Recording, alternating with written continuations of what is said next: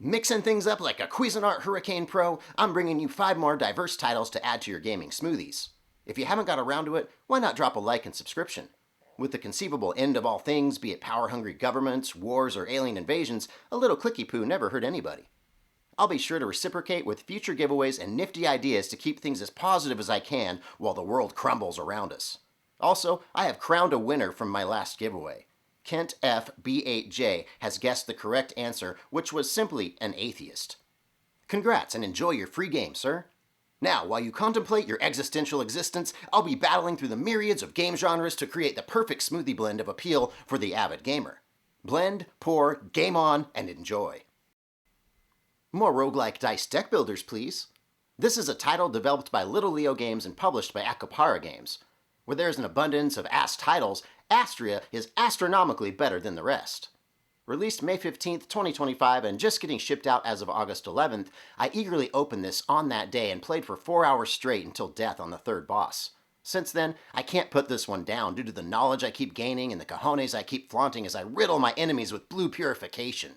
Now, usually I'd be an advocate for red signifying corruption, but all I have to do is pretend I'm on the Tron game grid and blue becomes my color of choice. Fair warning, the learning curve is moderate and requires some reading also. The ship deck is dicey, but I assure you it's worth it. On to the review. Which side will you choose? I know I've let myself be corrupted many a night, but conclusively what you're looking for here is purity. Through 3 acts until you meet the boss of said act, you'll be bestowed a small number of 6-sided dice that in turn come from a pool of safe, balanced, risky, or epic selections once achievements are reached. You'll have the choice of which grouping you choose, but choosing risks will yield higher rewards along with higher punishments. Along with dice, you'll have virtues, which I may be lacking a little myself, but nonetheless, they may change the parameters of your builds, so it provides a unique mechanic. Right when you thought there's no more to consider, the game gives you the choice of 2 sentinels who have their own dice and special attributes. It felt the closest to going through changes like the late Ozzy sang about than most of my recent pickups. Did I mention star blessings, forging, or black hole blessings? No? Well, as obfuscating as it may be, I'll leave some of the surprises undefined for your time with this. It may seem a little daunting learning all of the symbols and their effects, but overall this is an exquisite dice builder, and it has that hook that keeps you inquiring and eager to try one of the 6 different oracles. In conclusion, attaining and spreading purity may be paramount for mastery, so try to avoid corruption or you may be barking at the moon. 8 out of 10.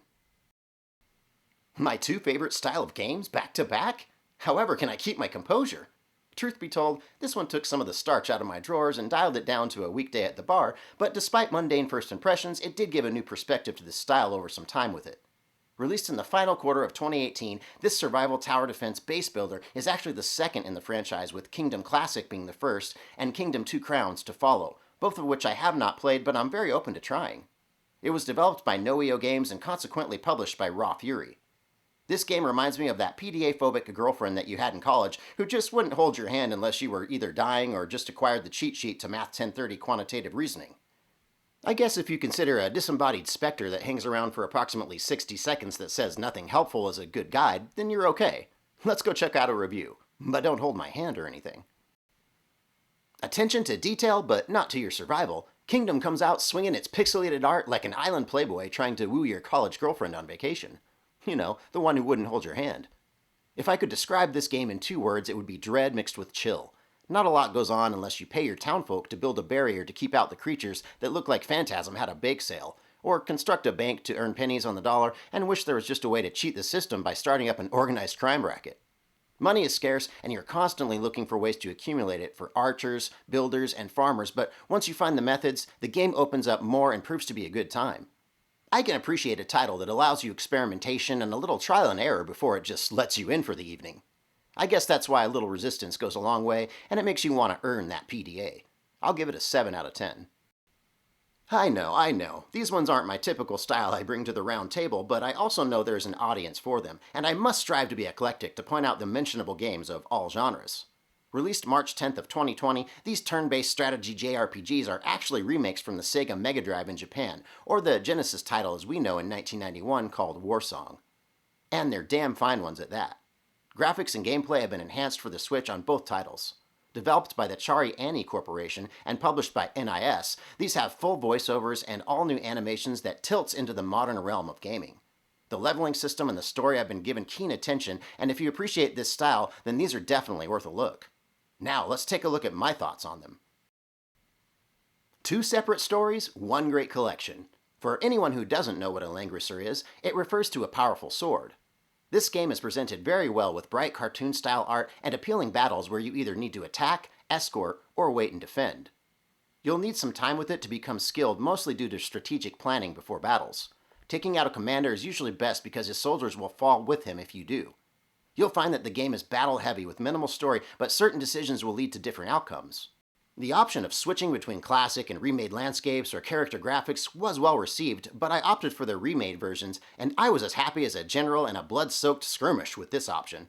As you can see, great care was taken from the original to this now modernized take on the series. Since mostly you'll be navigating the grid and waiting to strike, I can't say the gameplay is entirely versatile, but for those who appreciate smelting hours on end strategically removing groups of assailants, you may find solace on its battlefields.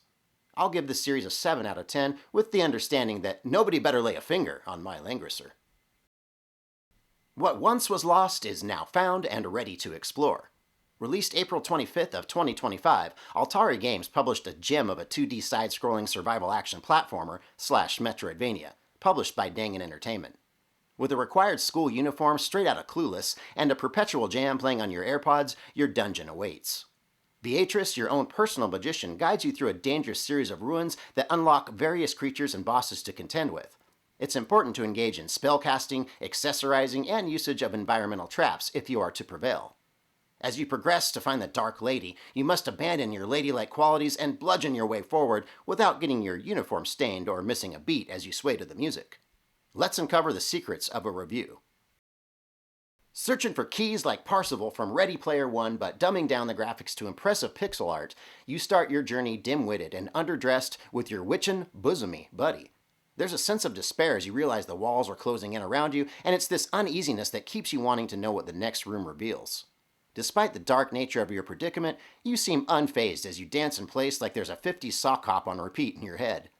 The standout amongst the tatas are the various combat strategies involving mostly magic but some melee. It almost forces you to experiment with spells because you attack about as slow as a 7-year itch, and this can lead to child endangerment and perhaps tennis elbow. I recommend the invisibility spell mixed with mana and health regen for those pesky bosses, but by all means play how you like. I'm torn on my scoring of this one, but I think a fair grade is a high ta-ta twist in 7 out of 10 and a cold shower. Before I even looked at the developer for this title, I was thinking how similar it was to Wonder Labyrinth, and to my expected surprise, Team Ladybug was in fact in charge. Also for development and for publishing, WSS Playground played their role. Playism joined in for publishing as well. The Metroidvania bug left its bite in plain view, but it nibbled into bullet hell a little also, most likely due to its Touhou project roots. It released physically on January 25th of 2024 for this Japanese version, and it was generally well received by most reviewers. Developed before Wonder Labyrinth, I actually think this one is better. So now, let's manipulate some time for a review. Usually, when you take on a grazing, you'd be on the ground wishing you were female for a moment, so the fact that you actually are in this game was a good choice. This is a fast-paced ballet where time is of no concern and HP is gained from entering your enemy's personal bubble. MP can be gained by stopping time in grazing. Also, after throwing your knives like you're some damn circus performer, you can recollect them to increase the MP gauge again. There's a lot more going on here that's actually put into play through your entire run, so it is action-heavy constantly. One annoyance that I noticed was that after getting nudged into another room and then entering the same room again, it respawns every enemy from before like you're playing a video game or something. Huh, the nerve. It's a good thing you have homing knives eventually mixed in with some other treats because you'll feel pretty powered up with all of your options. The only other thing was the default button configuration not feeling natural, but it's an easy fix. After playing 2 similar titles back to back, I can say each one had its strengths. Lost Ruins was visually stunning, but I found this one to be a better gaming experience due to more frequent action and the time dilation mechanic. I'm going to give it a low 7.5 out of 10 because the mansion felt a bit better to traverse than the Lost Dungeon Ruins. Hot diggity dog, we've made it through 5 more provocative selections that span multiple styles of gaming, but don't lose hope because there's much more to come in Volume 7 and some very notable smoothie boosters to boot. Don't forget that customary like or subscription because without it, I'm just a measly series of zeros and ones. Help me to stand out and I'll in turn help you to create a bombastic Switch collection noteworthy of godly nerdiness. I'll see you soon with more titles worthy of the throne. Cheers!